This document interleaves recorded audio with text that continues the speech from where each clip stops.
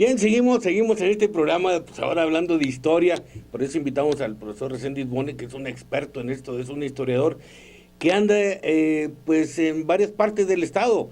Lo hemos estado escuchando hasta en la hora nacional, este domingo pasado estuvo en la hora nacional, ahorita le preguntamos a ver qué temas estuvo hablando, pero importantes participaciones tiene con respecto a pues todos los detalles, ¿no?, de lo que pasó en nuestra historia, que pues ahorita nos vienen bien de por qué estamos así. Yo recuerdo, profesor, de la independencia, empezamos con las deudas. Estas que hablamos de deudas no es novedad, porque pues venimos desde la independencia, los primeros presidentes y luego ese canijo hijo de Santana,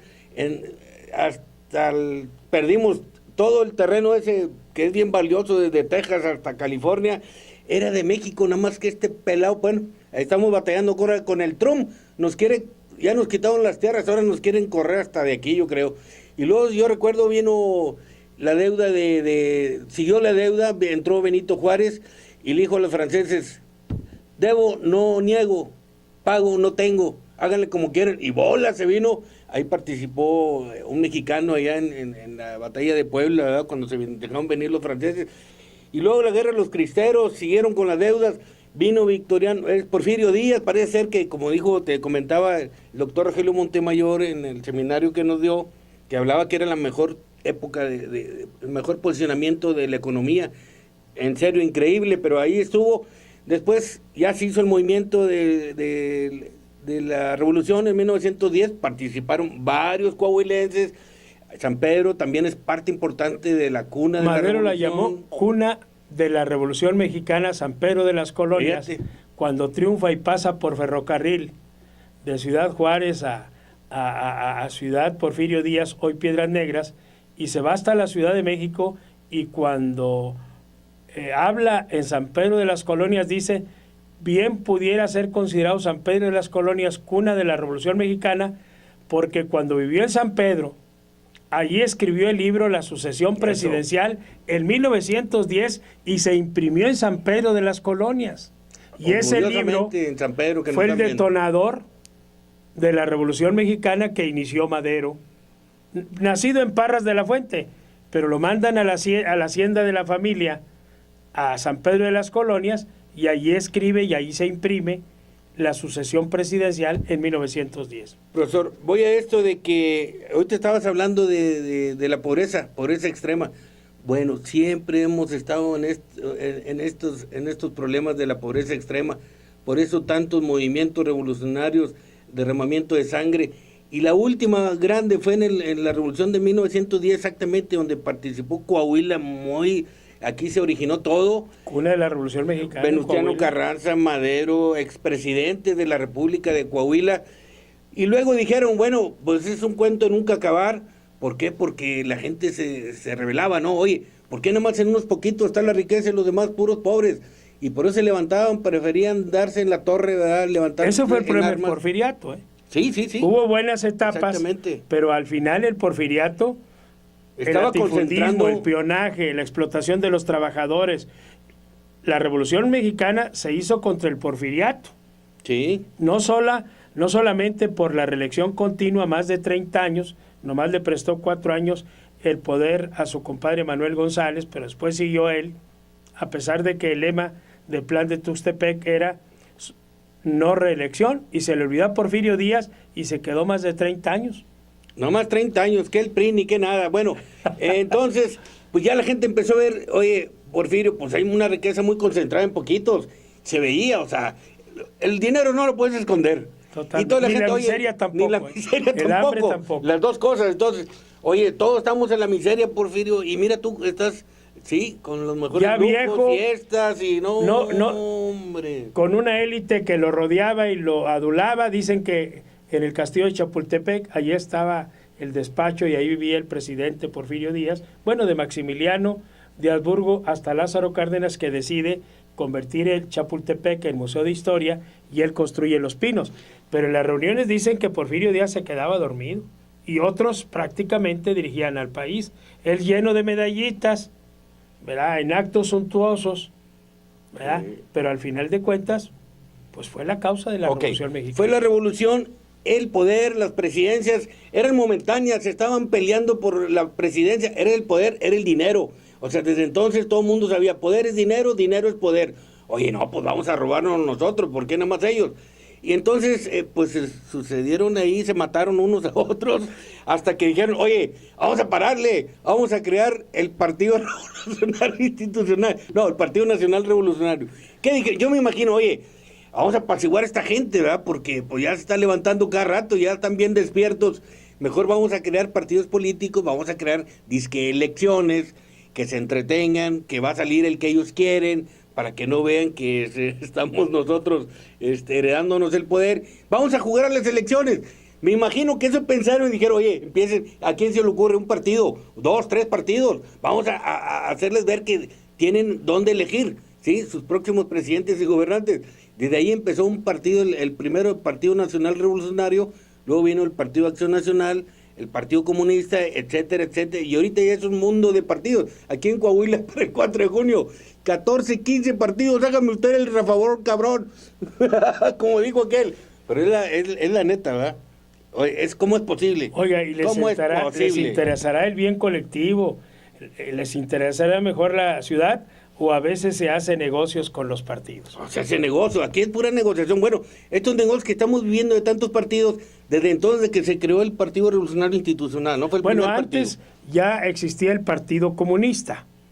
Y bueno, hubo sucesión, hubo elecciones, pero era cuando ilegal. Estaba Porfirio, el Partido Comunista era ilegal. Cuando Porfirio Díaz, que él mismo hacía elecciones y él mismo se nombraba ganador. Y ahí había dos grupos. ¿Sí? El grupo de los científicos, que encabezaba su secretario de Hacienda, José Ibeldi Mantur, y el otro grupo que encabezaba el gobernador de Nuevo León, cacique del noreste, Bernardo Reyes. Pero era un juego, él mismo los puso.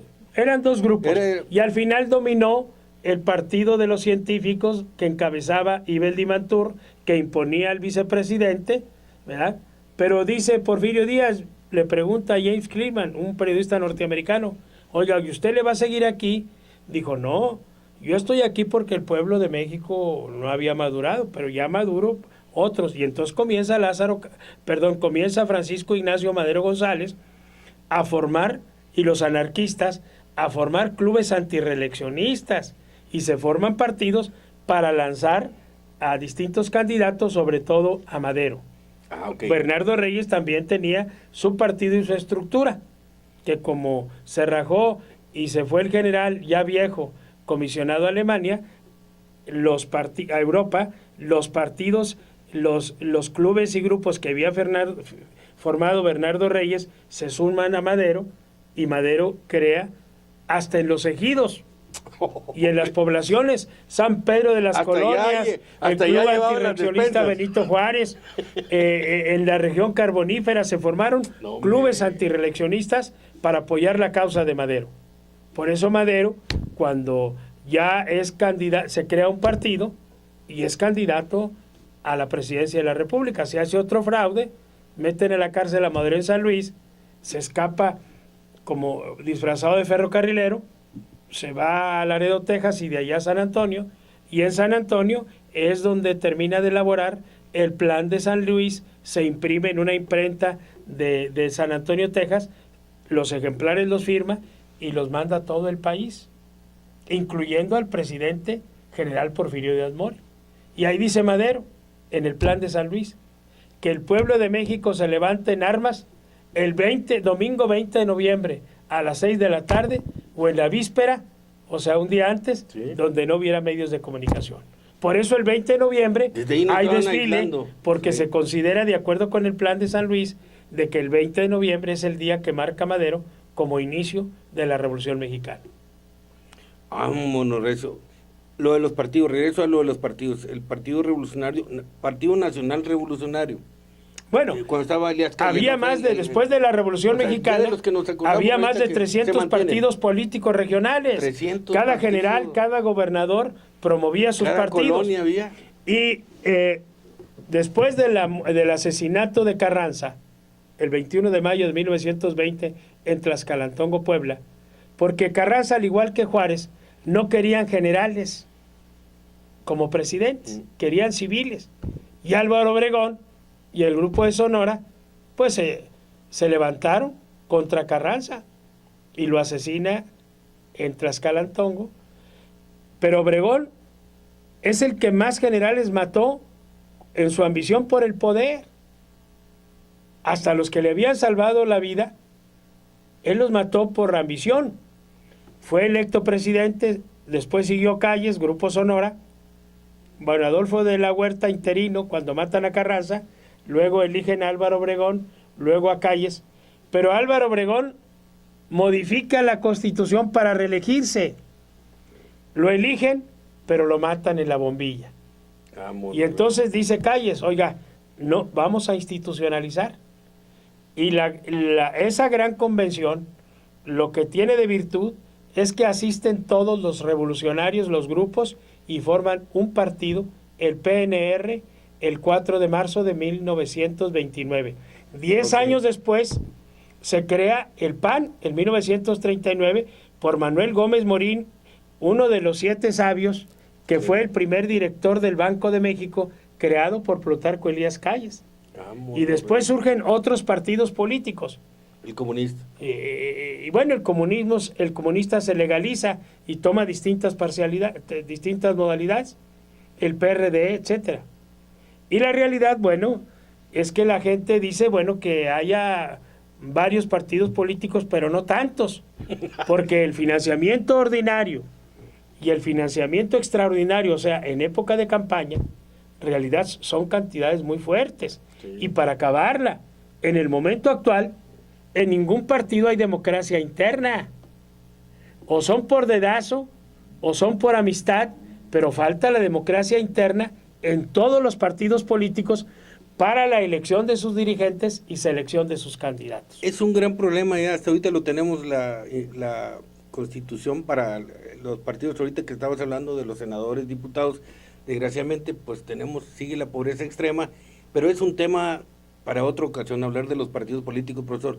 Ya estamos llegando al final del programa. Yo nomás quiero hacer mención, Venustiano Carranza tiene que ver mucho en esto. Yo nomás quería hacer, aunque después voy a tocar el tema acá muy personal, acá ampliamente. Cada uno de los municipios. Respecto a mi abuelo paterno, más bien Venustiano Carranza es tío abuelo mío.